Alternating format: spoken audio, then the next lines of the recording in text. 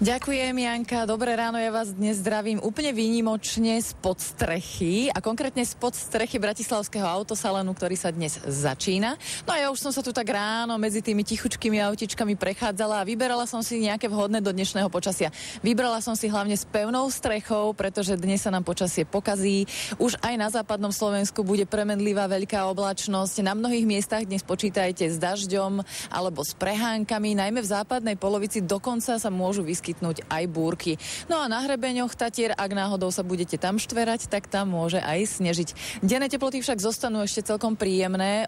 Na severe bude okolo 10, smerom na juhozápad bude okolo 19 stupňov.